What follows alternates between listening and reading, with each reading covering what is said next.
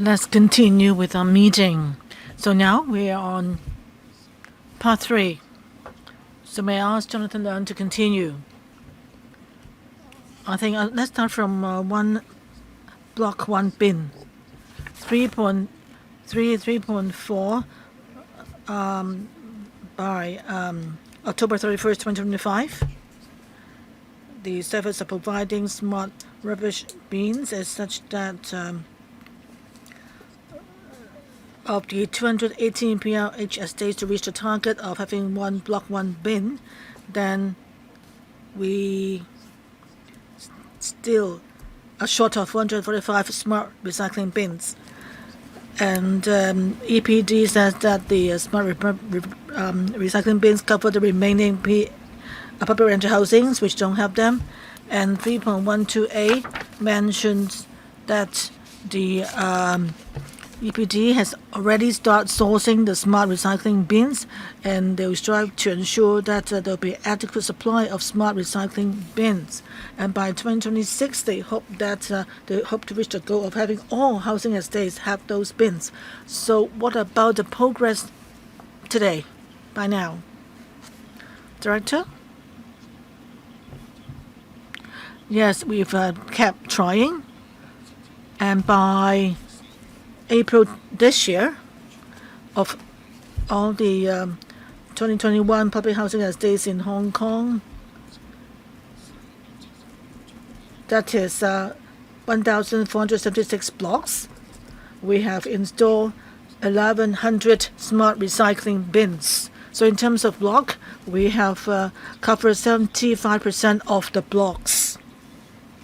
Among them, 122 public rental housing estates have reached the goal of one block, one bin. So in terms of estates, we cover up to 70% of them. Now we'll continue our work, and by the end of this year, we should reach the goal of having all public housing estates having one bin at each block. So are you confident about doing that? Yes, we're very confident of reaching that goal. And then let's look at 3.7a. It mentions that contracts M to O since the commencement in May 2024, and EPD actually had reductions of their operation fees in terms of because of non-compliances, which come to hundreds of millions of dollars.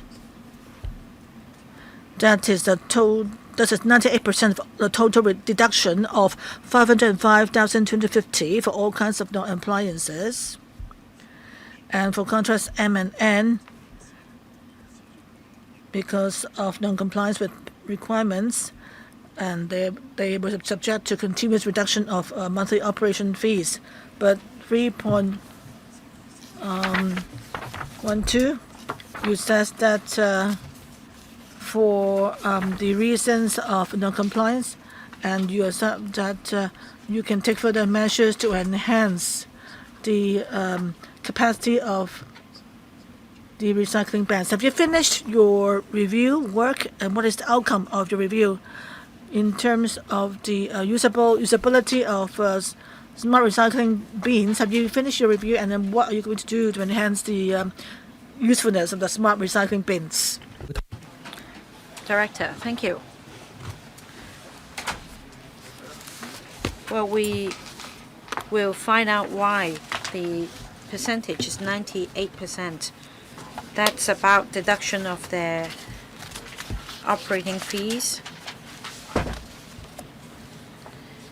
Basically, we consider whether they are able to complete the testing of smart bins in phases according to schedule, and that if there is any malfunctioning, whether there will be a quick response to public complaints. As for the rest, it refers to the total downtime on a monthly basis or the malfunctioning of bins.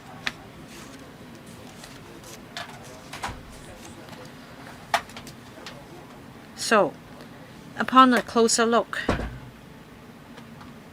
the monthly operation fees were conducted because they failed to meet the target hours. We also looked at the figures in the past 2 years and the fact that the number of food waste smart recycling bins have increased substantially. In a very short period of time, the figure increased to 1,100 plus, and we've just set up the system. We had to try out different ways to see the best, to find the best approach for Hong Kong. So this is a big challenge.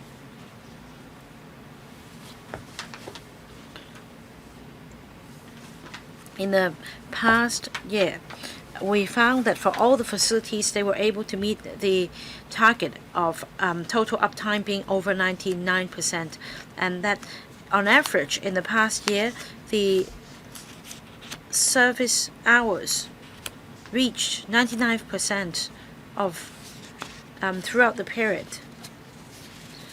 Now we also considered areas of improvement. In the future, we will adopt the big data model. That is to say, the EPD internally will be able to check the overall status, and in a more expeditious manner, we'll be able to check the status and arrangement of individual bins, and that if there is an incident, we'll be able to contact the contractor for handling as soon as possible. The next point is about the design.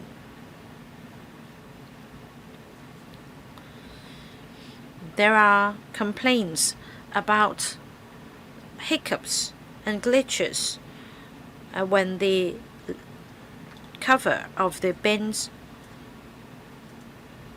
were opened and closed, and as a result, the supplier revamped the design of the bins in order to address this issue.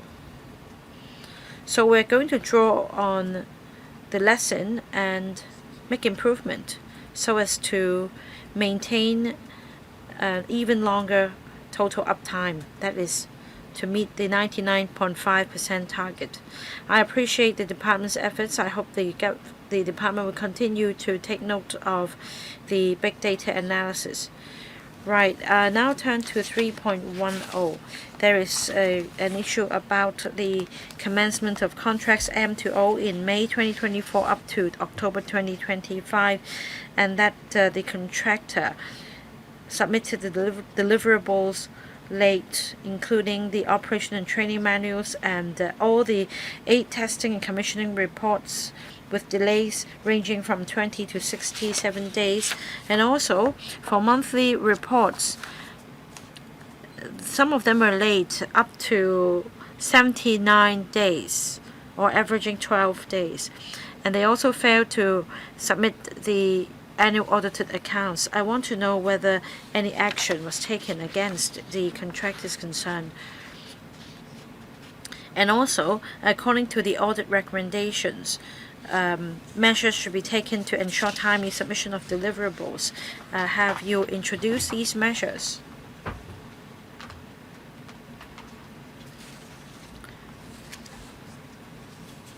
EPD. Now we consider the reasons of late submission of these reports. For example, about the operating and training manuals, they were submitted to the EPD in different batches because the EPD would consider them and then advised some revisions.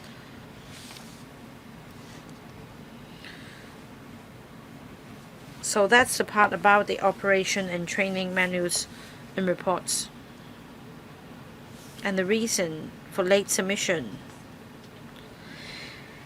The next point relates to testing and commissioning reports.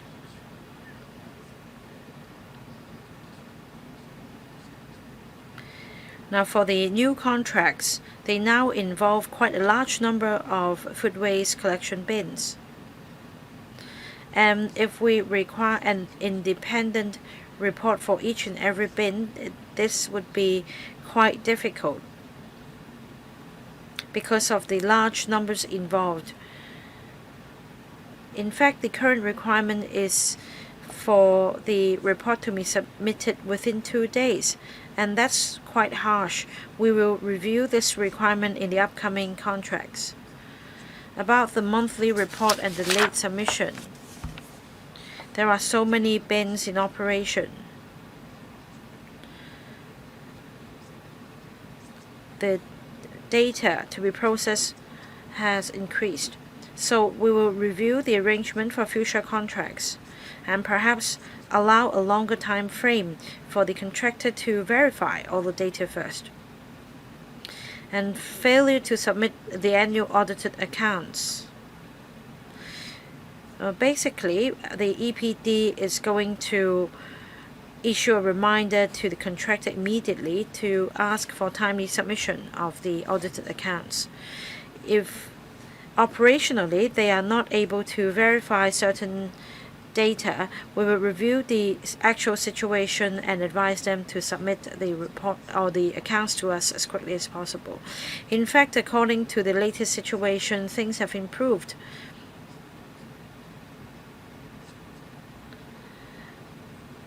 Late submission only now accounts for a minor percentage.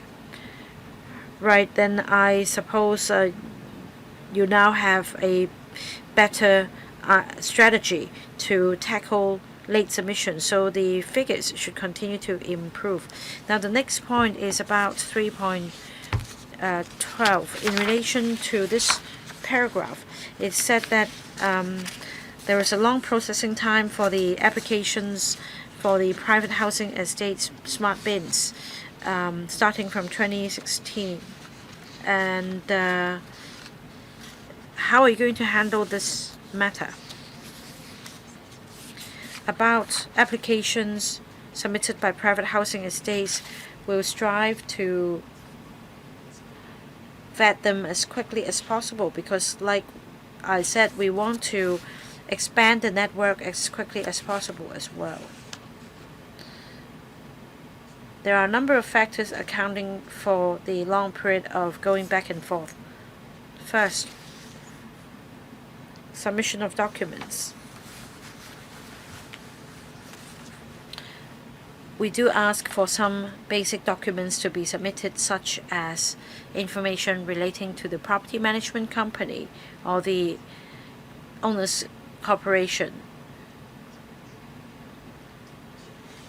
Sometimes we needed to ask for this information once or twice.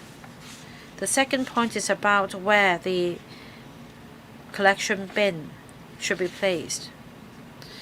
Well, it's common knowledge that if you want to place a bin in a private housing estate, it's going to be a lengthy process. They need to hold meetings, and also they need to discuss with the EPD as well. Because if public money is involved, we want to make sure that the bin will be placed at a more convenient location.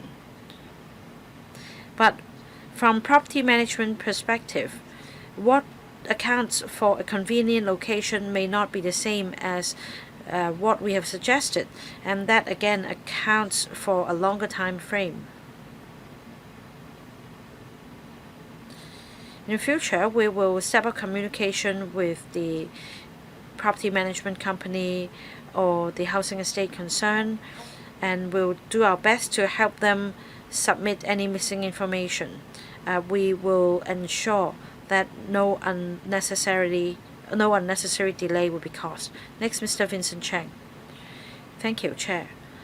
Now, I'd like to focus on the number of collection bins in public housing estates and also those in private housing estates. Now, I'd like to go to paragraphs 3.3 and so on. And I think that this point has been made. It's the government's wish to achieve 1 bin per block in peerage estates within this year. So I'm not going to go into details. But according to 3.3b, the government will 3.4b, the government will strive to adopt simplified food waste smart recycling bins. Does it mean that all these bins will be installed in PRH estates? Because 1,032 bins were procured, totaling some $58 million.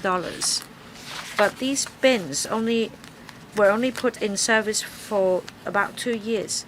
Will it be done in phases? Because according to footnote 31, it is said that the simplified bins would be less costly, and it no longer requires an electro-hydraulic actuator for the opening and closing of the cover. So even so, you've spent tens of millions of dollars on the old bins. So are you going to dispose of them or what? Director. Well, to answer Mr. Chang's question about smart recycling bins in PRH and the simplified bins, for blocks that do not come with the bins, we're going to introduce simplified food waste smart recycling bins instead, because as explained just now, they are less costly than the traditional bins, so they have an edge. And we have put them on a trial for some time. We believe that performance-wise, they fare more or less the same. So our arrangement is to first introduce the new simplified smart bins, and by then the existing contracts will soon come to its maturity, and then in the new contracts, in the next tendering exercise, we're going to comprehensively procure the simplified bins, and then we will in phases replace the traditional bins with the simplified bins. By replacing them, does it mean that they will be disposed of or what? Now, according to the contract, we only hire the bins. We procure the service. So we're not going to buy out the food waste recycling bins. And in the next tendering exercise, we will request for simplified bins to be used. The same hiring arrangement will be put in place. So how much cost savings can be achieved? What's your estimate by using the simplified bins?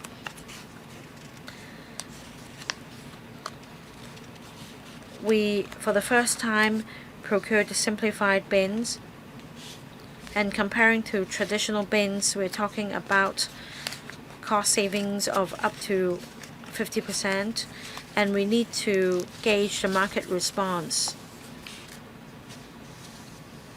in order to come up with a more accurate estimate on savings achieved by simplified bins.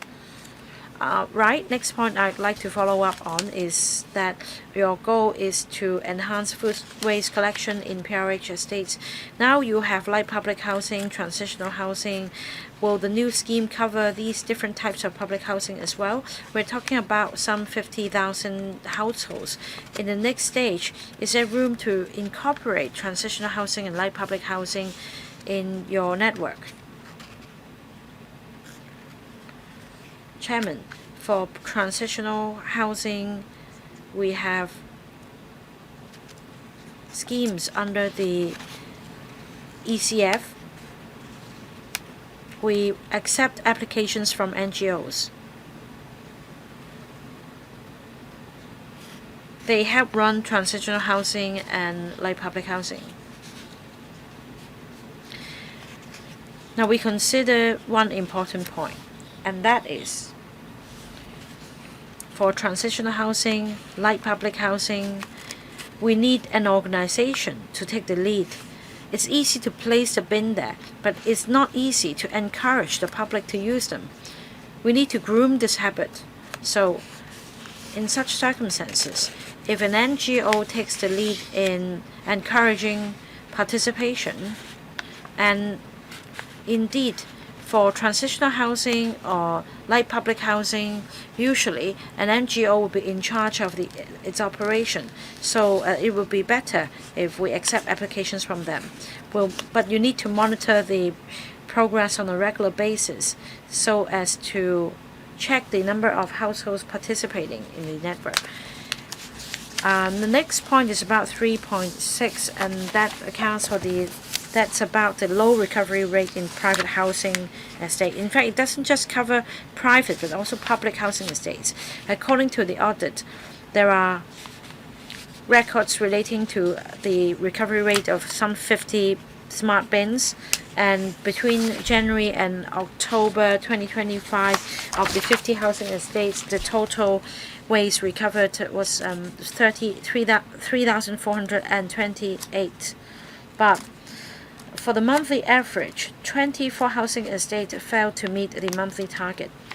So I'd like to know how you monitor the progress after dispatching the bins. So I want to know more about the situation both in private and housing estates, because when I visit the community at night, I see a lot of residents coming out with the food waste, and sometimes there are long queues, so they will just go back. But you have smart bins in the housing estates, so in theory you should know the amount collected. So will you check and see, say for some particular housing estates, the quantity collected is on the high side and there should be more bins installed, and for the low utilization rate in private housing estates, again, have you found out why, and are there measures to promote the use of the service? Deputy Director. Thank you, Chair. Indeed, we look at the big data at the back end in order to gauge the food waste collected in each and every housing estate. Very often, the amount collected is affected by the demographic structure of the housing estates, whether there are more household units and there are different age groups, whether there are more families which tend to cook at home more often. We also check the location of the bins to see if they are convenient. Now, we shouldn't just check the quantity of food waste, because if people are good at reducing waste, then the food waste collected may not be high in quantity. So rather, we're concerned about the overall participation. And through the data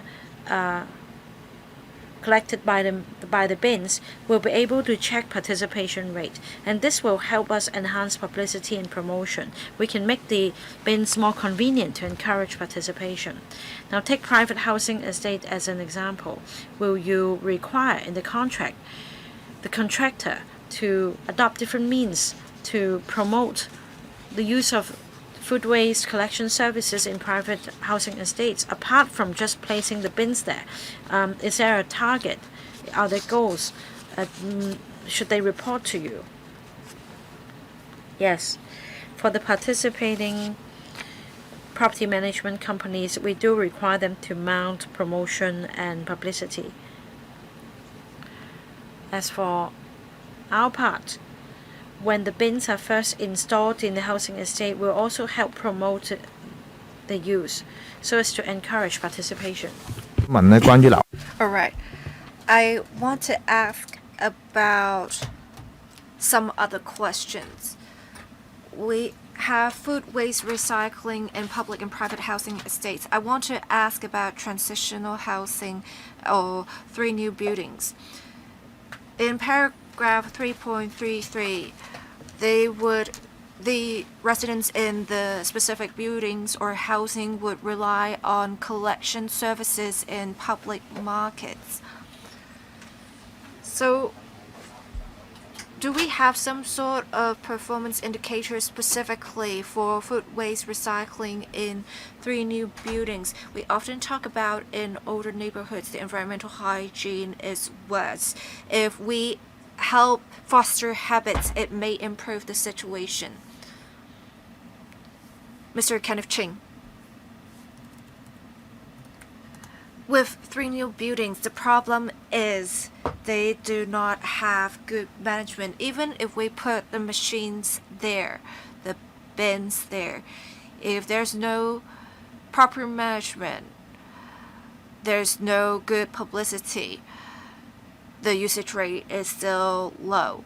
So what we want to do is to have recycling spots, and under the Environment and Conservation Fund, there is funding for services to be provided at 3 new buildings with participation of organizations. We would see a higher participation rate. So this is how we are trying to reach out to stakeholders. It's not just about putting bins there, it's about encouraging residents to actually recycle food waste.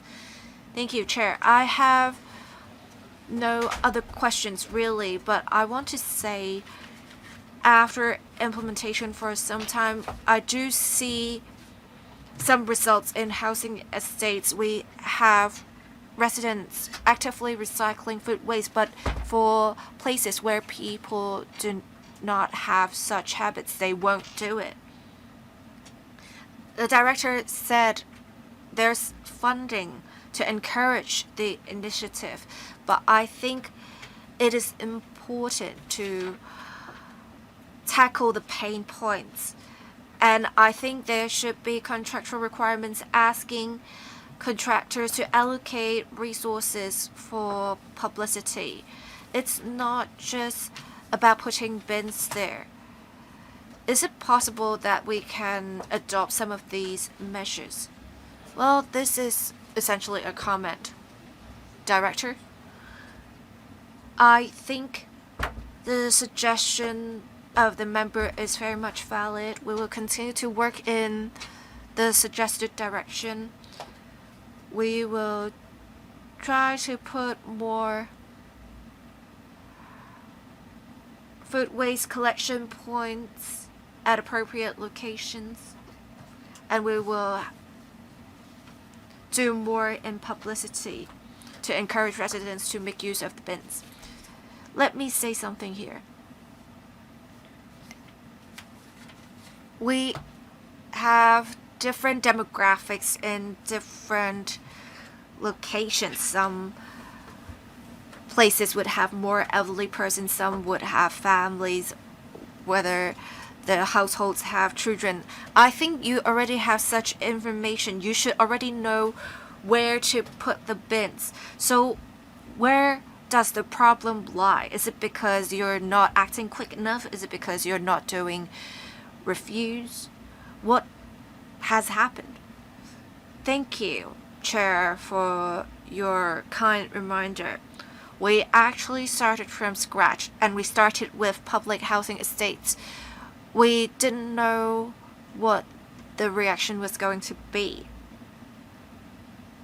So at the beginning, we just wanted to achieve full coverage of public housing estates. At the beginning, we had a bin for every 2 blocks, and then we moved further and had a bin per block. At the same time, then we invited private housing estates to participate in the initiative. For the bins themselves, as you could see, we continuously improved the design. We had to try out different designs and put the bins at different locations. And in public housing estates, close to 75% of the housing estates have 1 bin per block.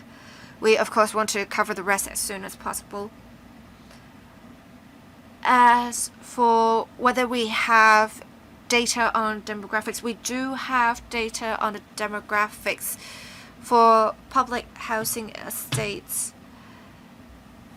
we do know there is higher usage of the bins.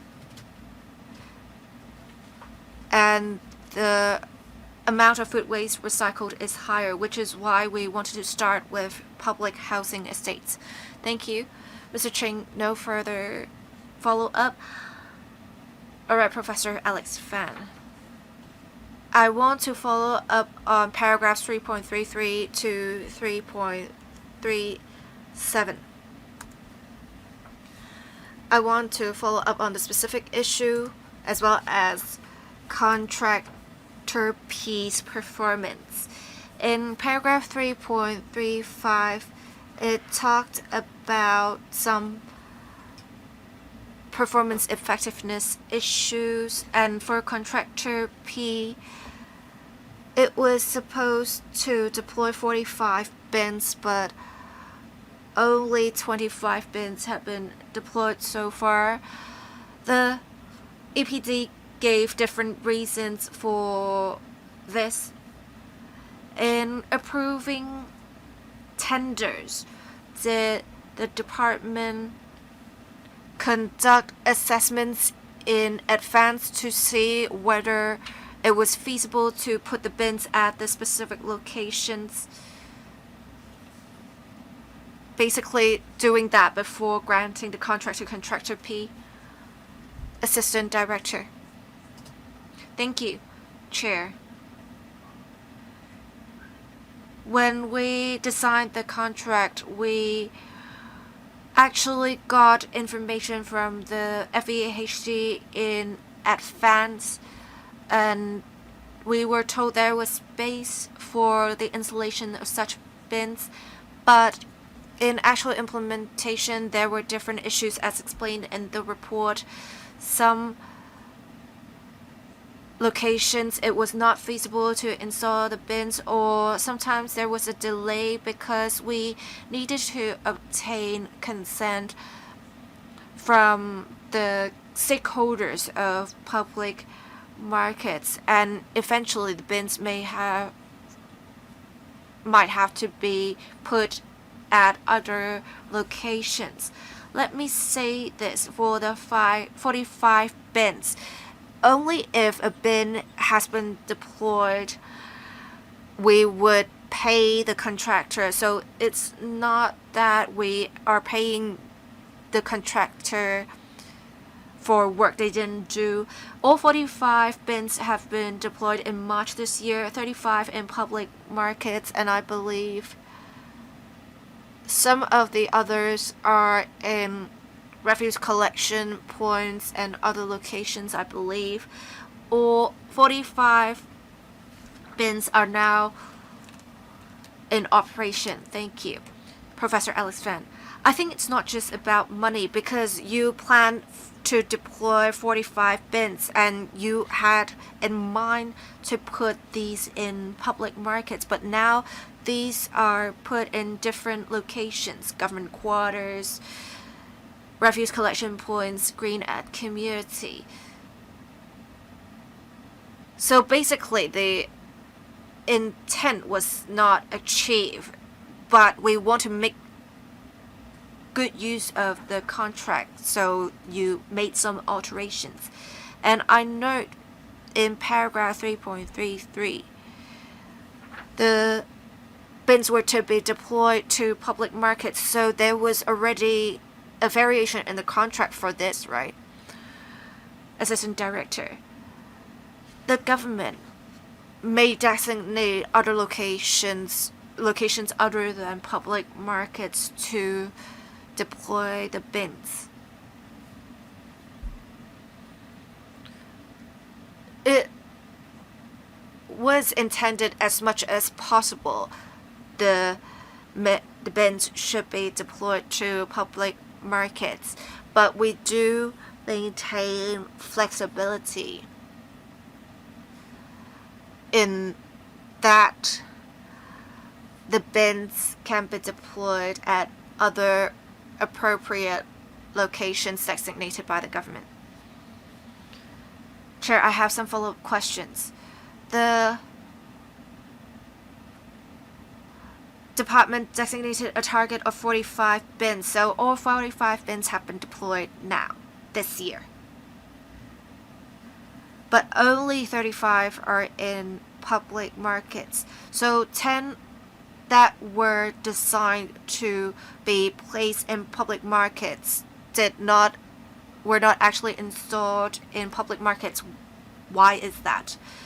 There may be some technical difficulties. For example, there was some power supply issue, or some store operators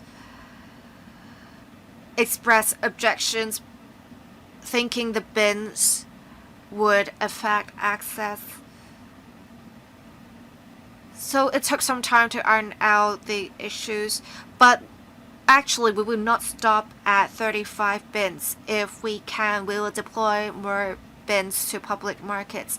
In the new contract, we will make sure to reserve capacity for this purpose.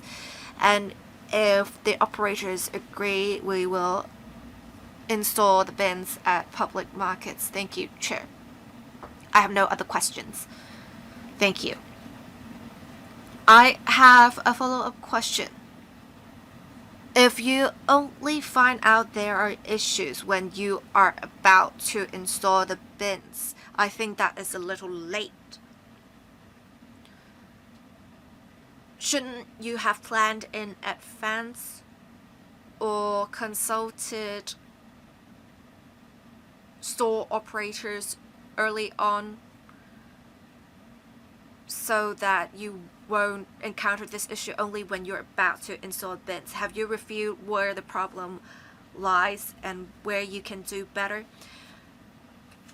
Assistant Director, we did observe this issue. We want to do more now beforehand, and we also want to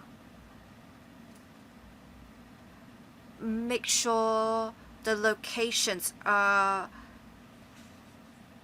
confirmed in advance. If we are to do that, it will probably cause a delay in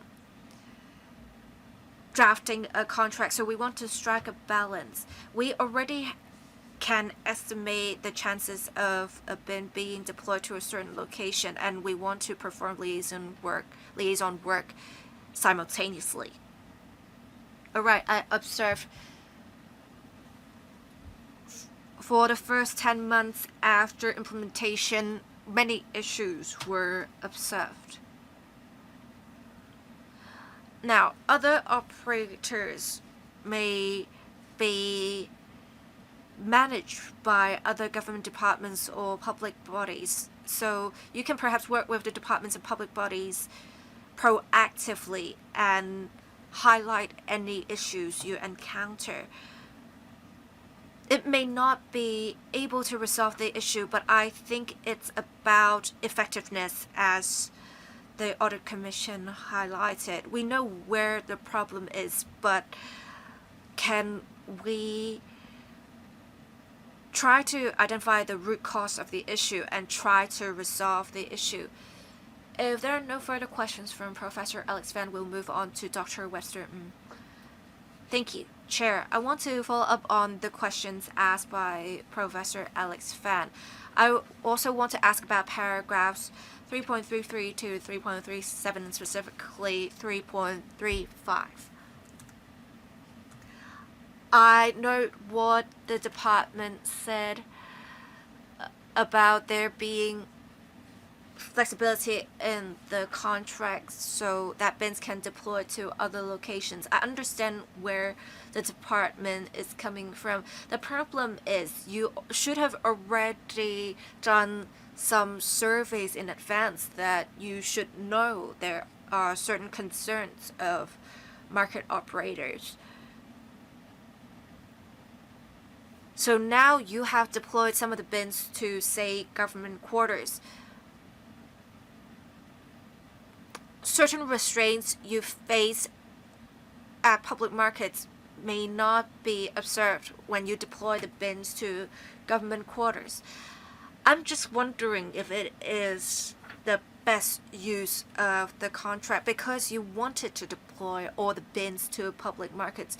There are difficulties in actual implementation, so you deployed the bins to other locations. I'm not sure if this is originally your backup plan to deploy the bins to, say, government quarters. Another question that I have is, the government is, I believe, also an owner of public markets. So there are people who have objections. Say there's power supply issue or there's obstruction of access. Shouldn't you have ironed these out in advance? So you realized there were objections and you had to deploy bins to other locations. I wanted to ask what happened. Assistant Director. As explained earlier, I communicated with the FEHD beforehand to see how much space there was in public markets to deploy the bins. If we had to do a comprehensive study in advance and receive confirmation from every stakeholder to draft the contract, it would take longer to start the relevant work. Of course, it would be ideal if we know everything when drafting the contract, but then we also want to start recycling earlier in public markets to serve, say, 3 new buildings, as said earlier, which is why we want to strive a balance. And actually, we achieved quite good results. We deployed 35 bins to public markets, so it is 70 to 80% of the total number of bins. Unfortunately, some bins cannot be installed in public markets eventually, so we deployed the bins to other suitable government facilities. I don't think it is a waste because we were, after all, trying to recycle food waste. So the target group may be different, but we're still recycling food waste of citizens. Chair, I do not necessarily agree with what the departmental representatives said. Public markets would serve the general public, but government quarters would be serving civil servants. We are still able to reduce waste, but then if you deploy bins in public locations, you can enhance public awareness. It will have a greater reach of the general public if the bins are placed in public markets. I think it's about general public education. I also want to talk about 3.35B2. Apparently, Contractor P submitted all 3 quarterly reports late. The delay ranged from 55 to 147 days, averaging 102 days. That is about 3 months.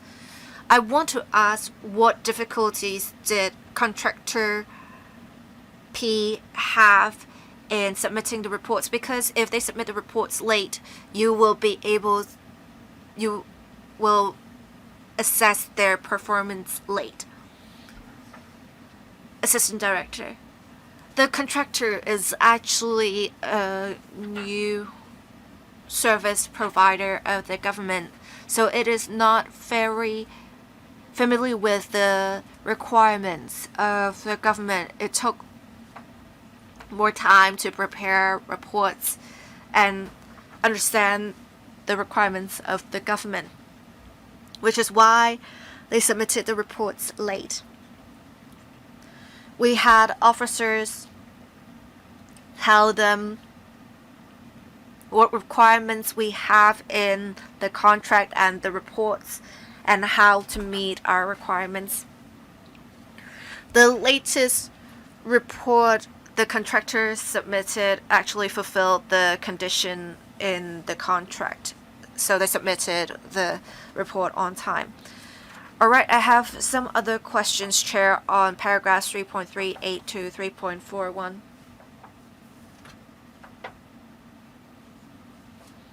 The food waste recycling points would end their operations at 8 p.m. And we should know people after having dinner from 7 to 9 p.m. that would be the peak hours for collecting food waste. I want to ask if the department has done some research on this. It doesn't sound reasonable. Basically, people after having dinner, they want to deposit food waste. It would be about 8 to 9, but then the points close at 8. So they have to bring the food waste back, so we can't really recycle the food waste. So I want to ask how the department determines such hours. Assistant Deputy Director. And in setting up the food waste recycling spots, we were trying to find out the public's habits in having their waste recycled. So in the beginning, we experimented with various time slots, and now we have unified the operating hours. That is from 7 p.m. to 10 p.m. So I think that would cater to the vast majority of the residents. Okay, no other questions. So on this point, I'd like to ask a follow-up question. From a management perspective, I'm not satisfied. In the paper, it says by October 31st, 2025, it didn't mention when it began. The Director of Audit, you know when the campaign began? What are you referring to? The recycling spots, because the paper says as at a date. But how long has this scheme been running for? 3.39. If I remember correctly, it began in 2024 because back then when we set up the recycling spots, as the Deputy Director just said, we were experimenting and trying to find out which time slot was most suitable for the public. And after running it for some time, our latest contracts are such that the operating hours will be from 7 to 10 p.m. so as to meet the needs of the public. Understand? So you made a change, but from 2024 all the way. So did we have to take 1 year to find out that the operating hours should not have been 7 to 8? So when you check on the workflow or project, what mechanism do you have in deciding or measuring the effectiveness?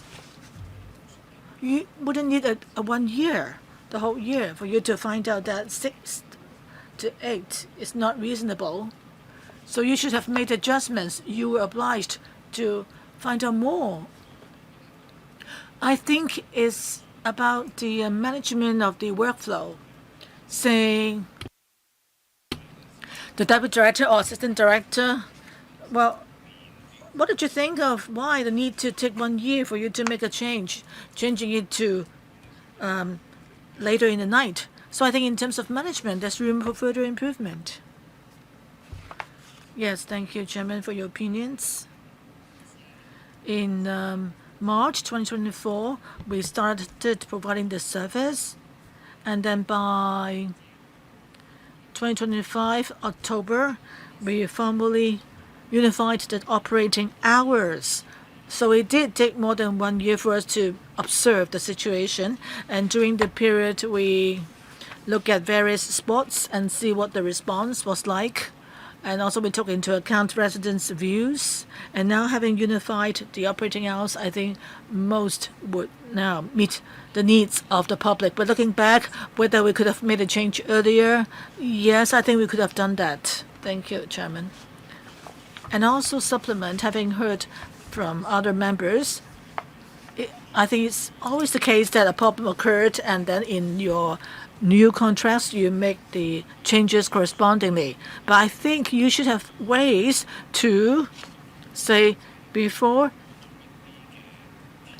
that is at an earlier stage, adjustment could be incorporated into a contract instead of waiting till the whole contract expires. So I like that you can review that at some time or during various stages you could have made adjustments. Don't just say that, well, this is what is set in the contract, and then you just do nothing and wait till it expires. Maybe my proposal will add to your workload, but for in terms of public expectations for your services, I think constant review can help improve the effectiveness of your work. Chairman, yes, let me ask a follow-up question.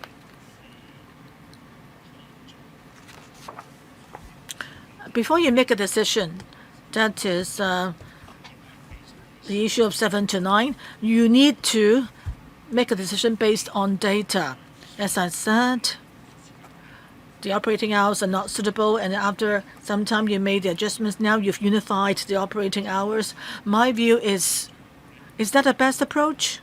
I think you should look at the data first. On a district basis, for some old districts, maybe people eat early, have dinner early, or for some younger districts, maybe people seldom cook. So do you need to unify the operating hours? I think you need to look at the data. Having run this game for some time, you have collected data, and then you can do some district-based or whatever kind of analysis before you make a decision. I'm not opposed to having unified hours, but is that the best approach? I think you can keep updating the hours. Let me supplement as well. I still can't figure it out. Say, while you are providing the recycling spots from 6 to 8, or you said, okay, you run it from 6 to 8, and then, of course, you said you will collaborate closely with stakeholders, so you must have discussed with them what should be the optimum operating hours, and the service providers or community would have told you what are the best hours, and then you can say, okay, let's try from 6 to 8. Then if it doesn't work out, then we can make adjustments. So it's not just here, but in various issues, there seems to be a lack of a small review. That is, you should have a review mechanism. I understand that the whole project is a massive one and it's new, so there are lots of uncertainties. But the more uncertainties you have, then you should go for interim reviews for you to make adjustments to give you the flexibility, because you're monitoring the data right now. You said there are big data, but it seems that you haven't made good use of the data, and then to make timely adjustments so as to enhance the effectiveness. So I'd like to hear from you. What do you think? What's your response? Thank you, Chairman. Let me make it clear that in our contracts, it's not just 6 to 8. Actually, we tried with various time slots. The latest is up to midnight. So the arrangement is such that we hope that there can be various time slots, and then we can then look at the data and at different time slots, how much food waste is collected and so forth. And so having reviewed the data in our new contracts, we decided that 7 to 10 p.m. should cover the majority of residents. So it's not about exploiting with one time slot alone. We've tried with various time slots. Okay, no questions from me. Next one is Robert Lee. Thank you, Chairman. I'm concerned about 3.35. Other members have also expressed concern about the public markets, the deployment of smart bins there. Members have said a lot, but if your target, if it is to, right from the beginning of the contract, to have 45 bins deployed, ultimately is 25, and then 6, as mentioned, are to be maybe deployed at a greener community or public refuse collection points. So right from the start, situation doesn't seem good. So I'd like to find out about your internal operations. Is there any room for improvement that is in awarding the contracts? You must have sought advice, legal advice, or internally. So from the initial design of the contract, you could expect that in some places there may not be 100% deployment because of practical issues. So your contractors, in terms of the performance pledge, I think if your contract is better written, you have incorporated more legal advice, then if there's flexibility in your provisions, then you should be able to implement the contract terms in a better way. So you may just need to spend a bit more time on working on the contracts. And in the contracts, you could have added standard clauses, such as like if after a particular time frame, there can be a penalty imposed. So you need not be very rigid in your clauses that if web markers or public markers miss the targets, then you can give yourself a flexibility to let the contractor to achieve the goal of 45. You can have backup options. You can have 100 or 1,000 pages of backup plans. So internally, in your department, have you tried to sort of collect more advice? And also using different contractors, some of them may perform better, some not so well. So I know that you say you want to diversify the risk and therefore you want to involve more contractors. But at the same time, you need to make sure that they meet your basic requirements. For inexperienced contractors who cannot overcome issues, then you cannot involve them. So internally, I don't want to say blacklist, but at least internally, in your assessment mechanism, you should have one that allows you to reach the target. That's important, right? So you can allocate less important projects to the newer contractors. You can give smaller projects to the newer ones. For bigger projects, you need to maybe allocate contracts or award contracts to the more experienced ones or a sizable one. Because different contractors may, have different abilities in complying with smaller or bigger projects. So, can you respond? Director, thank you for your views. For the deployment of recycling bins in public markets, we have already added flexibility to the scheme. Earlier on, we wanted to launch this deployment as soon as possible in public markets. So we faced the situation whether we should carry out the feasibility study first, everything is okay before inviting tenders. I think that's the surest way of handling it because that will be a success, guaranteed. But our other thinking is that having discussed with FEHD, it seems that the 45 target seems okay. So therefore, we invited tenders at the same time. We know that this is just markets which meet the basic requirements, so that some may not work. So we foresee that.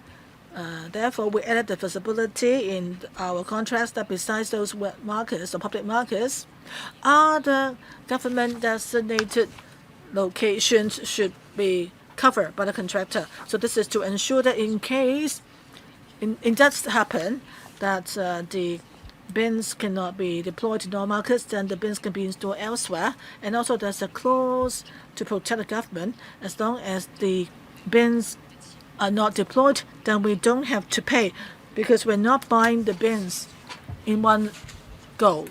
So therefore, in launching this scheme, we did consider the factors and try to strike a balance. Now we are aware of the problems, so not all bins can be deployed. So having learned from our experience, and we know that at public markets, the main difficulties in terms of making it hard to deploy the bins, we will be more careful in choosing the markets where the bins can be deployed. So we now have a clearer idea of which markets can be involved, and in selecting the contractors, there are small, big, or less experienced or more experienced contractors. So in reviewing their tenders in our technical assessment, part of it will look at their experience and reliability, and appropriately we would actually make the adjustments accordingly. So besides money, I understand that, of course, if you haven't used the service, then you don't need to pay, so there's no cost involved. But how about the performance pledge? Besides the quantity, how about the quality of service? Time is money. So you need to consider in what circumstance is the service provided. That's important too. My last follow-up question is on 4.5, paragraph 4.5, where it's mentioned that the smart recycling bin service, there are contracts. I think for paragraph 4, that's part 4. Let's wait till the next session. Okay, we'll ask it later then. Okay, that's it for my questions now. Next one is Lee Kuang Yu. Part 3, 3.6c. I can see that there are bins that have been malfunctioning for more than 48 hours, and within 24 hours, the incident needs to be actually made known to the EPD. So how many times are the bins down for, and what is the length of the downtime of the bins? And now, so many of them are smart bins. So why is it necessary for them to be reported to EPD within 24 hours? Why can't you just connect it with the backup monitoring system right away? Assistant Director? Bins malfunctioning. The times of malfunctioning in the past year on average downtime. And also now, since they are smart bins, I asked Principal Environmental Protection Officer, please can you answer? Who would supplement? Mr. Chen. Thank you, Chairman. In the past 3 years, the malfunctioning bins, number of malfunctioning incidents in 2023 is 20, 2024 is 350, 2025 266. Let us stress that our smart recycling bins, in terms of the number from 2023 to 2025, the number rose by 2 times, from 300 to 1,000 bins in total in supply. So looking at the number of malfunctioning incidents, so it shows that the situation is improving. Usually, within 48 hours, our contractor, after repair, within 48 hours, the bins would resume normal operations. So the average downtime is it 48 hours? Normally speaking, we can get the bins resume normal operations within 48 hours. How about the average downtime? Chairman, if we consider the average, we need to consider how many bins there are and the number of hours they're in service. So on the whole, we're able to achieve a 99.5% uptime for use by the public. As for individual machines, why is it that for some the downtime tended to be longer? Now, that is due to the top cover issue we mentioned, at the initial stage, we had to replace the whole top automatic top cover for all the bins. The monthly average downtime was fewer than 24 hours. Right, you mentioned 99.5%. That's a very impressive figure. But we also received complaints from members of the public, say in Yantian Estate, 4 such smart machines were installed, but in August, 2 out of 4 were out of order. So I don't think the 99.5% figure reflects the actual situation. You should not just check the uptime being some 99%. You should check the actual situation, and if that accusation is true, you should either deduct points or impose penalty on the contractor. Now my next question is this: why is it that we have a lot of smart bins and yet you still require the contractor to inform you within 24 hours? Isn't it true that the EPD is kept informed at all times anyway? Thank you for the question, Chairman. When we started to introduce the smart bins, we had not set up a system for big data. We required the contractors to have their own big data platform, and instant messaging software should be used to report any incident to us immediately. And that is why we required them to inform us within 24 hours of the happening of an incident through an instant messaging app. In other words, you rely on WhatsApp for information, but then despite receiving this information, you still need to plug this gap in the management process, because with the smart bins you should know exactly when it became out of order. And then 3.10c, according to this paragraph, there were late submissions by 3 contractors ranging from 1 to 79 days in the submission of monthly reports. May I know why? Assistant Director. About paragraph 3.10c,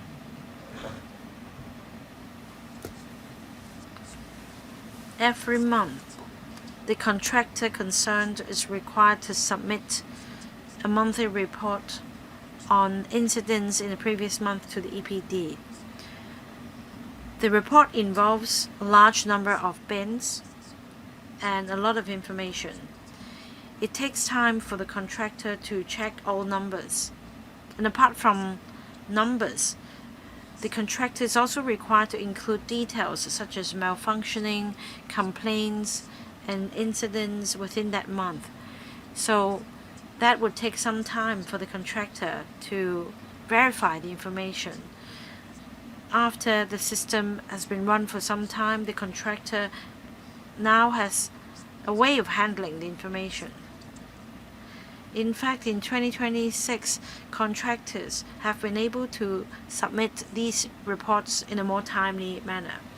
So, Chairman, can I take it that in 2024-25 there were quite serious delays, but the situation no longer existed in 2026? I'd say that there has been a substantial improvement.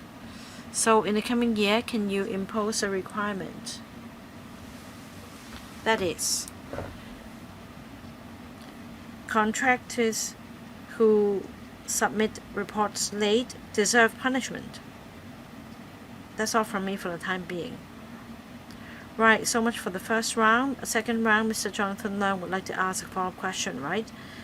Yes, if I may, I would like to go back to paragraph 3.35 about public markets. In the government's reply, there are parts I feel puzzled or I don't agree. So please explain to me. There are 45 bins deployed in public markets. I that should be deployed in public markets. I agree with your intention. We have 3 new buildings or single block buildings nearby. So management-wise, it may not be as ideal as a public housing estate. I agree with your intention that the FEHD should be responsible for managing public markets. You must be familiar with the process. There must be communication. So I'm not quite sure why it is said that there were no suitable locations for the bins. You must be familiar with the situation. You must have communicated with the government departments concerned. And about objection from stakeholders, I think I get what it means. Are you referring to the pitch stall operators, owners committees? Because the government should be the landlord. If you're not able to lobby support or tackle the issue, and lobby support from the business sector or the CNI sector, then how are you going to manage the market? Because there will always be objections. And this is in fact the problem facing the whole of Hong Kong. If you're not able to mediate and lobby support of the CNI sector, how are you going to take it forward? Deputy Director. Thank you, Chair, and thank you, Mr. Leung, for the observation and the comments.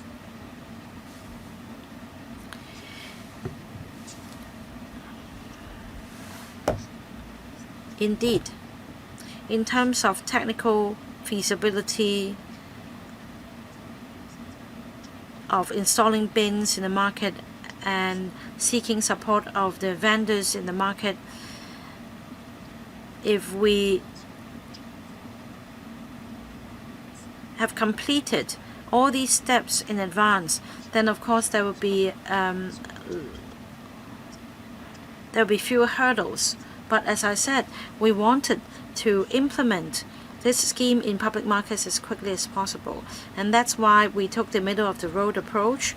We just checked with the FEHD very roughly to see if the locations are all right. And then upon getting the figure to above 40, we began the tendering exercise. It's not that we lacked the methodology. We just wanted to have it done as quickly as possible. So we just took a glance and found it to be an appropriate figure, and then we went ahead. We wanted to keep things flexible as far as contracts were concerned. Now we've drawn a lesson from the 30 plus locations in terms of technical feasibility, lobbying support from pitch stall operators. I say that we've made a lot of improvements. So our future work involving public markets should be smooth. Right, thank you. First of all, I don't agree that you have not made any waste for government quarters, for example. Of course, there must be a rationale behind selecting the locations. In terms of community work, I do have personal experience. For squatters, it's very difficult to apply for a street light because of fire hazard and other concerns. Now, if you place the street lamp somewhere in Repulse Bay or Deepwater Bay, then you would not call it a waste, but only that it will have limited effect. So I hope you continue to work hard and try to overcome the difficulties. You should talk to the FEHD because at the moment the situation is far from ideal. Any more questions? If not, then I'd like to ask a follow-up question from Mr. Jonathan Leung's point about implementing food waste collection in public markets. I do feel that the department has done a lot of work, but from the paper I do have questions about how cooperative the FEHD is, how supportive it is. Can you tell us more about that? Because it said that you selected 45 locations and that some of the locations were later considered to be improper. Then have you talked to the FEHD about the 45 locations so that you could put heads together and come up with the best solution? I understand that it will take a long time if you are to work out all the locations in advance, but at least can you tell us how you work with the FEHD? Have you run into any difficulties in the process? Because the point of today's hearing is to identify issues and seek solutions for improvement. Thank you, Chair. We have been working very closely with the FEHD. The FEHD has also supported us in terms of not only food waste but waste management in general. So on the selection of locations in public markets, the FEHD has given us advice all along. It has also participated and given advice on lobbying support from operators. Now, setting up smart bins in public markets was, after all, a new idea at the time. It's our first time, and since then we have drawn on this experience and enhanced cooperation with the FEHD on location selection. It will run smoothly in the future. I have another question on 3.23 to 25. That's about the big data platform. If we're to set up a consolidated big data platform, I assume that at least the department would have a direction on how this data platform is to be set up. But in the end, 4 big data platforms were set up. And then in terms of comparability or compatibility for analysis, there is inconsistency according to the report. So that leaves more to be desired. In terms of system planning, this is kind of a data infrastructure, and that discussions should be held in advance in order to make sure that there is apple-to-apple comparison. Can you tell us what went wrong? Why is it that the data from the contractors platform were inconsistent with others? Can you explain? Thank you, Chair. As mentioned just now, this was rolled out within a very tight time frame. We wanted to have a centralized EPD data platform, but our colleagues already had a lot on their plate. We had to roll out the new smart bin scheme. We had to go to different places. So the task in front of us then was to dispatch the bins for use by residents.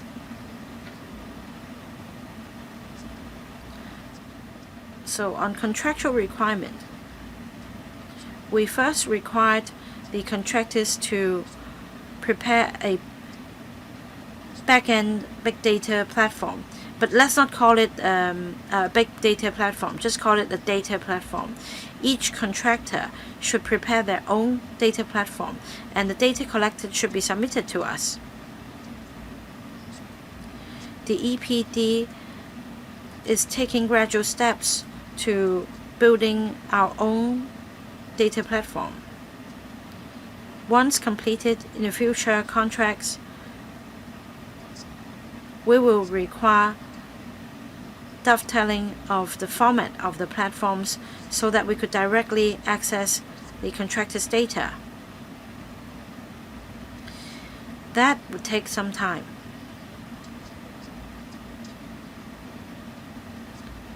At the time when the scheme was first introduced, this platform did not exist. I don't have questions for this topic. Let's see if there are new questions from members. If not, then we should move on to the fourth part. Part 4. Mr. Jonathan Leung, you may begin. Thank you, Chair. Part 4, other issues. My first question is about paragraph 4.5.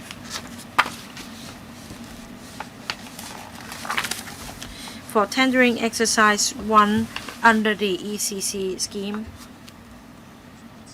despite the fact that services to be provided under contracts R and S were very similar, the contract sum of contract S was 96% higher than that of contract R. That's a 2-time figure. And about EPD procuring services to private housing estates, ECC received 190 applications. The response was not keen, and that there was an urgency to meet the demand. The ECC then approved a variation order totaling 4.8 million. That's 178% of the original estimate. Can you account for the major difference and what the EPD would do to avoid such a difference in future service contracts? Paragraph 4.9a. The EPD will also expedite the procurement of services for smart bins under the ECC scheme to meet the additional requirements. May I have an update? Thank you, Chairman. Let's go back to 2023. For the first time, the ECC rolled out this scheme that is for installing smart recycling bins in private housing estates. We were at the experimental stage. So for the first batch of contracts, they didn't cover a lot of food waste recycling bins, just 60 bins per contract. This is exactly because we wanted to try things out first. We did not dare to drop a contract covering a large number of bins. In our tender document, we adopted the 2-envelope approach with pricing score and technical score, and we awarded the contract to the highest combined score. There was one bidder with high score in technical and price assessment. There was another bidder with quite a high score in technical assessment and quite competitive price offered. So we checked the market situation. For the other contract, the price offered was almost 100% lower than the normal prevailing market rate. So our thinking was, if we awarded the contract to the one with the lower price, and if the contractor failed to perform, then what should we do? So the other thing is, for the other contractor offering a higher price, if we kept the contractor, then the scheme would still be running. So after the trial, we believed that this could indeed be done with a lower price. Our requirements could still be met. And then later on, there were other participants in the market, and that is why we adopted a lower price threshold. Subsequently, for other smart bins to be installed.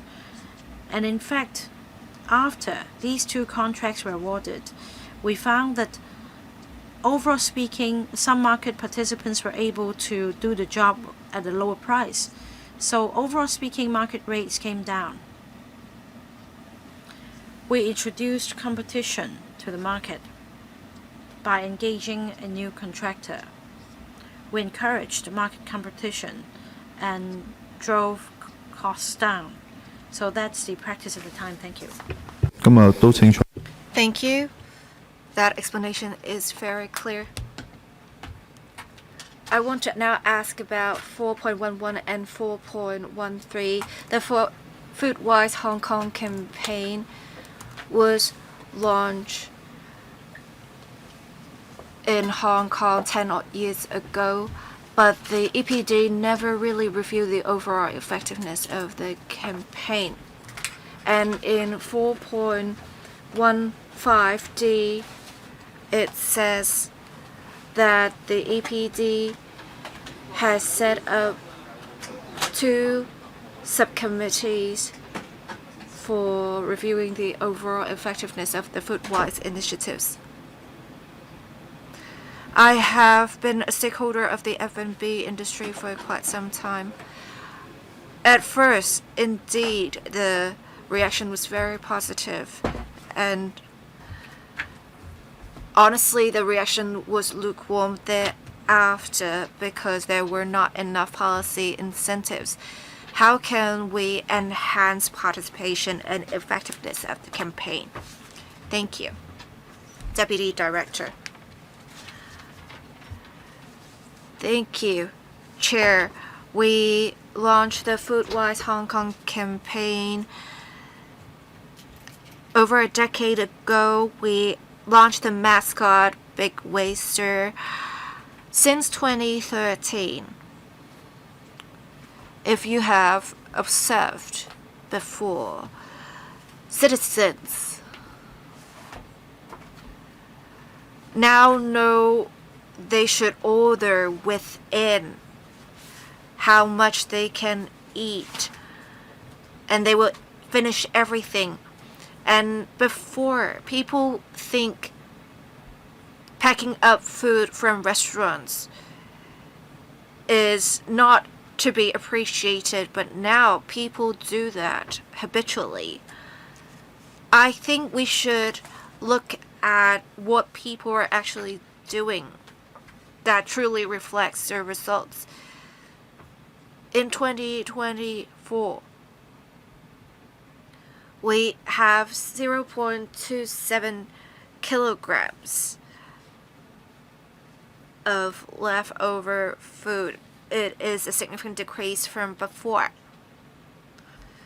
As said by the member, we have set up a subcommittee to review the Food-Wise Hong Kong campaign, and in future we'll see perhaps what performance indicators should be set to measure the overall effectiveness. We also have the Food-Wise Charter and the Food-Wise Eatery Scheme. For, say, the Food-Wise Eateries, we have seen an increased participation with the addition of the diamond class.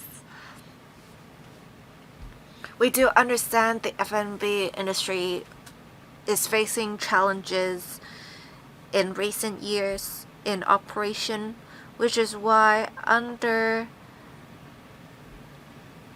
the department we have a subcommittee specifically for promoting the participation of Food-Wise eateries to think about what we can do. Thank you, Chair. There are indeed some pain points for the industry. You can't really ask the patrons to order less. It is not good for business. But I do know the administration has adopted a multi-pronged approach, doing much in promotion and education, so more students are aware of the initiatives as well as parents so that they will order less. Now, I also have some questions about paragraphs 4.17 and 4.18a.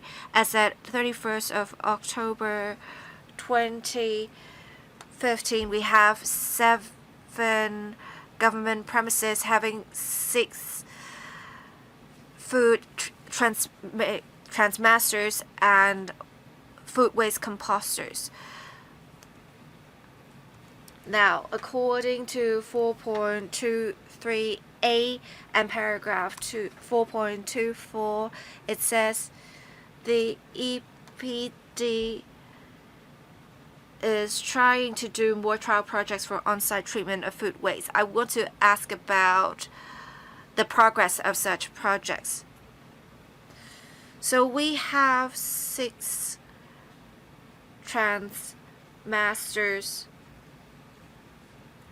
and 1 food waste composter, transmarters and 1 food waste composter.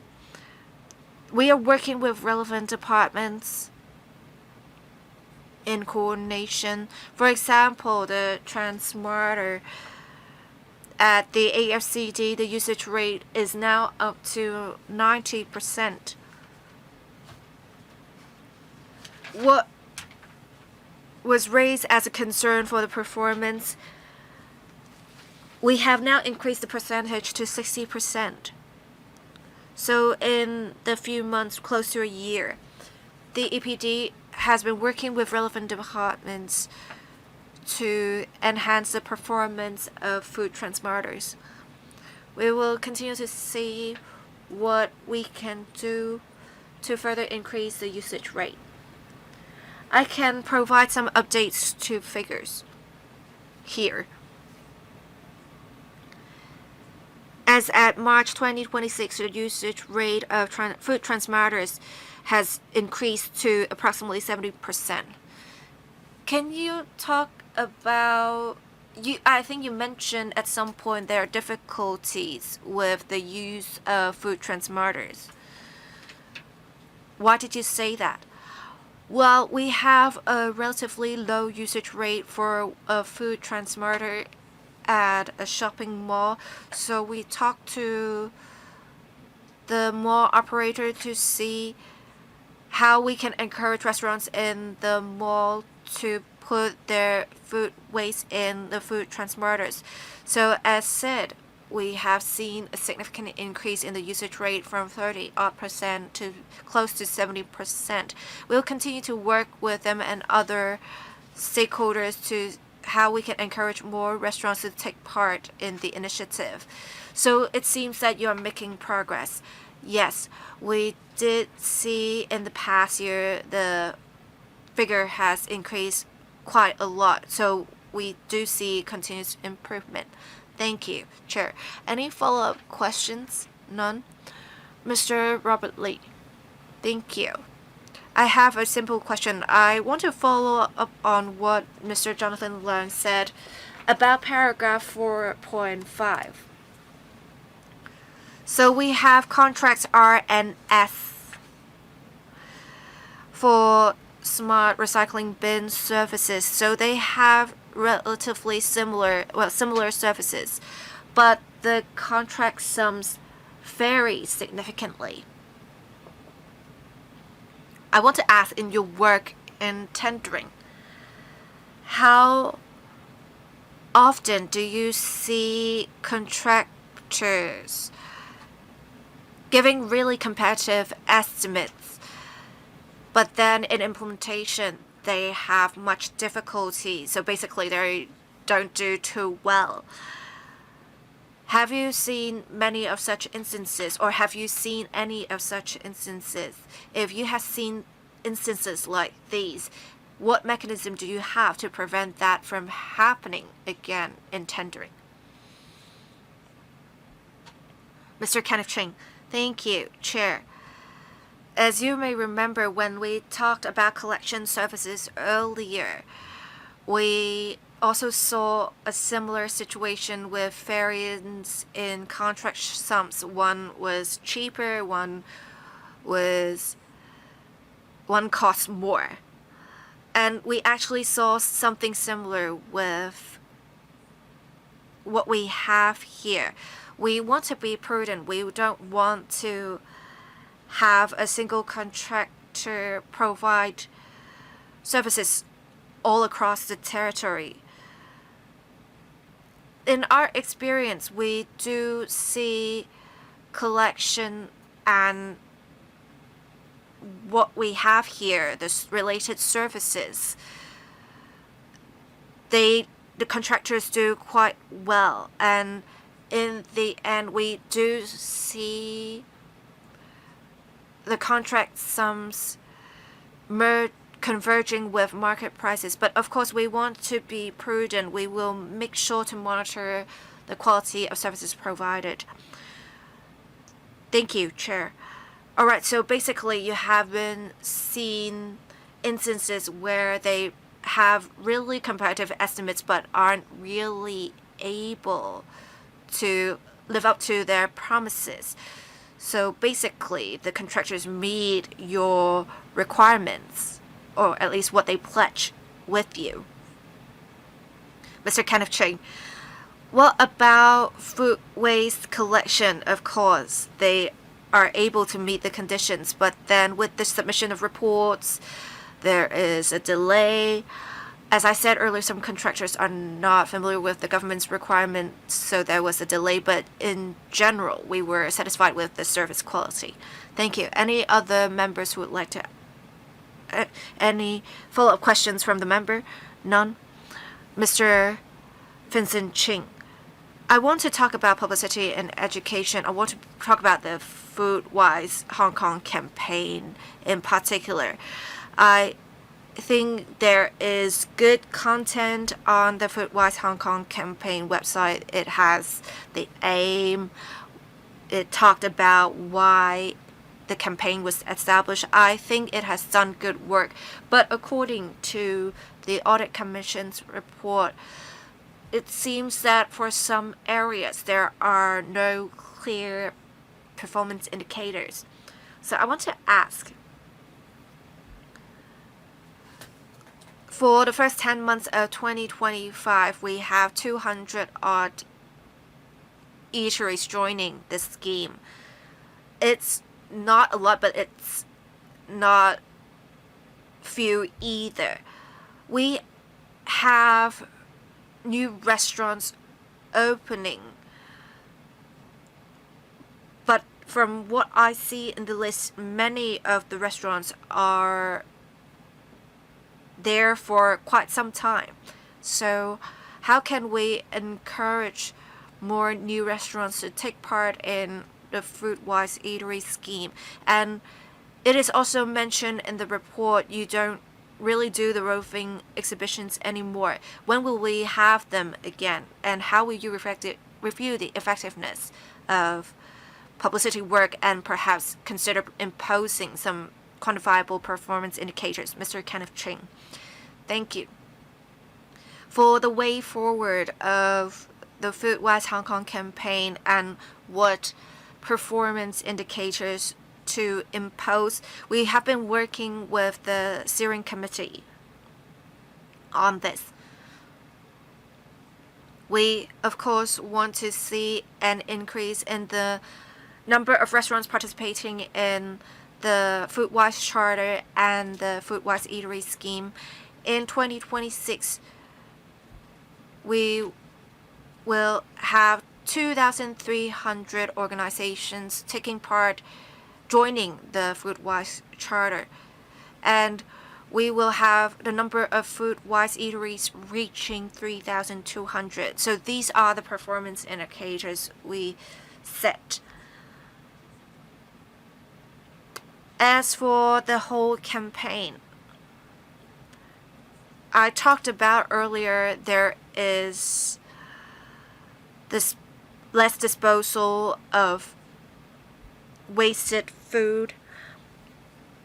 We will continue to work with the subcommittee to see what performance indicators we can set to measure the overall effectiveness. Thank you. Mr. Vincent Ching, I hope that we'll see further progress with the Food-Wise Hong Kong campaign. I think in recent years since COVID, people's eating habits have changed. People now shop online more. And people probably buy more food from supermarkets without actually finishing them. So will we have some new arrangements that would target these new issues? We also have buffets and all-you-can-eat restaurants. How can we make sure we tackle food wastage in such premises and under such circumstances? Mr. Kenneth Ching. Thank you, Chair. Often we will order food online now, and we're working with food delivery platforms to provide more customization options. For example, when one orders food in person, they can order for less rice. So we're working with food delivery platforms to perhaps have more customization options so that people can opt out of some appetizers or desserts for some set meals. We believe people can order less in restaurants. We want to achieve the same in food delivery platforms to provide such options to citizens so that we can reduce wasted food at source. Can I ask some follow-up questions? I can. Thank you. I want to ask some macro level questions. According to paragraphs 4.1 and 4.2, Waste Blueprint 2035 was announced at a time when I was already a electrical member, and the long-term target is to have zero landfill in 2035. Between 2018 to 2024, we have seen a decrease in waste generated by 10%. In 2024, it's 3,287 tons. In 2018, it's 3,639 tons. The recycling rate has increased from 2% to 9%, but then we still have total amount of food waste generated being at 3,200 odd tons, 90% of which is still disposed at landfills. So is it still practical for us to say that we can achieve the zero landfill target by 2035? Director, thank you. The target we set for zero landfill is something we must achieve. Let me say this for food waste. We have approximately 9% of food waste processed at the old parks.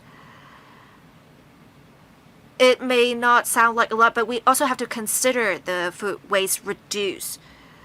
As I said earlier, we have seen a significant decrease in food waste generated by 20%. It is 3,000 tons in 2024. So we shouldn't only look at the food waste sent to old parks. Of course, we have to continuously improve on this. For zero landfill, the target, we expect there will be 2 incinerator facilities. In future, it can process close to 9,000 tons of waste. So right now, we have approximately 10,500 tons. Well, 10,300 tons.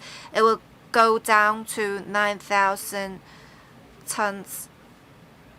So that is approximately 1,300 tons in decrease.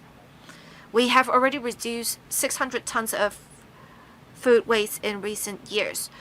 On top of reduction of food waste, we have been implementing different initiatives such as green ad community services being available around the clock, expanding our coverage, and other recycling initiatives to see how we can obtain more from large waste For example, we can try to distill metals to achieve zero landfill. We need to do multiple things to achieve the target. We are working hard on this. We, of course, need citizen support as well. We will continue to do more in publicity and education. 多謝。 Thank you. I agree. But you mentioned green a community. I think is something worth looking into. For some green a community, they do accept food waste, and so it has also had data. So I think for that, for green community, you can see whether you can work together with them in promoting wastage reduction. Yes, we'll seriously consider that. Any more questions, Mr. Cheng? Next one is Lee Kuan Yew. Appendix B, even though it's 2.2, can I have a follow-up question? Yes. I understand about for NS Appendix B, it says that Contract I is an extension of Contract D, but in terms of time frame, there's overlapping. So can you take us through? Is it at the same time because more districts are involved, and that's why there's the overlapping in the time frame? And also, besides Contract D and I, is it that all contractors have no extension of contracts? Because I saw from contracts A and B, which ended in 2024, but UFGH continue on from 2024. So for the entire contracts, do they include the price of the bins? Is the price included in the contract? Have you done any checking to see whether any of the contractors, even though they differ in name, is it that they could be from the same company? So at the end of the contractual period, they may be serving in the same district, but adding to the price of the bins, causing the government to pay more. Assistant Director, on the Contract I, why was it needed? Because Contract D, at some stage, the Contract D did allow us to provide certain services which actually already reached the peak. And back then, because of the overwhelming response, so we consider that because the new contract was not ready in a short period of time or took effect. So in that interim period, we extended Contract D, allowing it to collect more food waste, so that on the whole, the food waste collection service will remain smooth. So to avoid that, there will be service gap. So how about the overlapping year? Did you cover more points in the overlapping year? Yes, you asked about the bins. The cost of the bins will be priced into the contract. For this particular contract, this is mainly covering the collection service. As for the recycling bins, that comes under another contract. So it doesn't involve any pricing in of the cost of the bins in this contract concerned. Any other questions? You haven't answered my first question. That is the overlapping year. Did it overlap because of the increase in the collection points? That's why there's this 1 year of overlapping? Yes, because we saw the increase in the collection points and the volume also increased. So we found that the collection volume had reached its peak, and yet there's also points that we need to look after. Therefore, we extended the contract. Thank you. Okay, my first question was, why do you need so many contractors? Did any of the contractors have their contract extended? Every time when the time came for extension of contract, we invited open tenders. So it wouldn't be the case that one particular contractor would continue to smoothly, automatically enter into a new contract. So every time it's an open new tendering exercise. So if the same contractor got a high points in the assessment, of course they would be awarded the contract. But if not, then other contractors would replace them. Mr. Lee, you haven't answered me still. Can you tell me, even though not all contractors are guaranteed extension of contracts, but can you give me supplementary maybe answers? How many companies continued to bid for new contracts and yet was not given the extension? And can you tell us why? Why, after getting some experience, why certain contractors did not apply for a new contract or were not given new contracts? Let me supplement here. We did have contractors who had their contracts extended, but as I said, for each contractual period, we would not have the same contractor continuing into the next contract automatically. The government would go for the lowest bidder. Even if the contractor has the contract extended, we would still go for the lowest bidder. There were contractors who managed to extend the contract, but they will not be providing the service in the same district. So can you tell us contractors from A to L, even though they have different names, will there be overlapping in terms of the companies involved? Yes. Any other questions? No? Then it's my turn. My turn now. The Foodwise Charter. That is in paragraph 4.11. The Foodwise Charter and also the Foodwise Eateries scheme, their figures and they provided. So comparing the number of restaurants and then check on my mobile phone again, I think it comes to about 17,000 eateries in Hong Kong. So we are talking about 10% being covered. So the scheme has been going on for more than 10 years. So now the scheme covers 10%.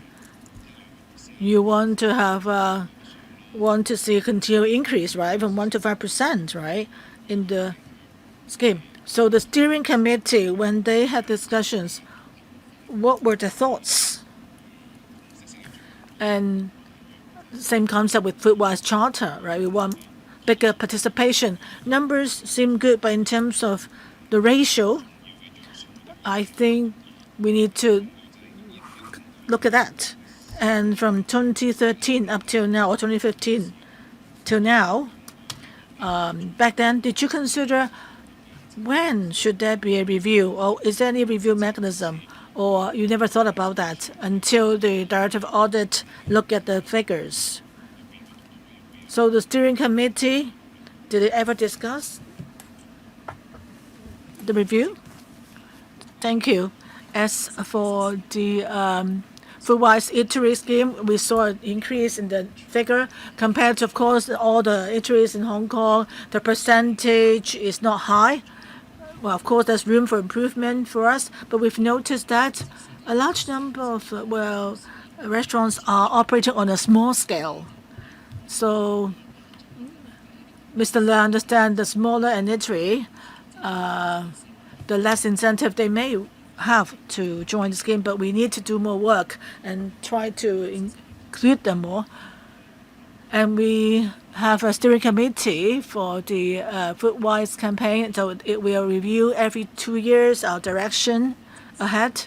We may not have a proper name or for review action, but we did carry out a review in the past, and I agree that with the auditor's report his suggestion, and we will continue to discuss with the steering committee going forward and find out what sort of indicators we should establish, and we would go for a review to see what should be the indicators for the days ahead. Okay, that's my question. Any more questions from members? I have time for Mr. Leung. Do you want to sum up? Thank you, Chairman. I think today I'd like to thank the Secretary for Environment and Ecology and the Director and his team for attending today's hearing so that LegCo can have a better grasp of the latest progress in food waste management in Hong Kong. And the government, for its goal of zero landfill and zero waste, has allocated much resources and done much work, and we support your projects. Part 1, 2, the commissioning of it, and also 2 recovery centers, and the recycling bins and smart recycling bins schemes have been launched. And the Director of Audit found that there's room for further increase in the collection of food waste. And at this hearing, we heard from the government that you have step-up measures to reduce waste at source, and also I'm sure you've adequately reviewed the situation and you have plans in the pipeline. I hope the government can step up its work in reducing waste and try to achieve our goal of zero waste and zero landfills, and to create a more environmental friendly city. So thank you all and for your presence and the effort made by the Director of Audit. Secretary, any supplement before we end? Thank you, members, for your views, and we will seriously follow up on your suggestions and see how we can do a better job in managing food waste. Director of Audit, any supplement? No? If not, then our open hearing today has come to an end. So I ask the administration to provide written replies to questions raised by our members after the meeting, and we will submit a report to LegCo following today's hearing. Thank you for your participation. Thank you. Meeting adjourned.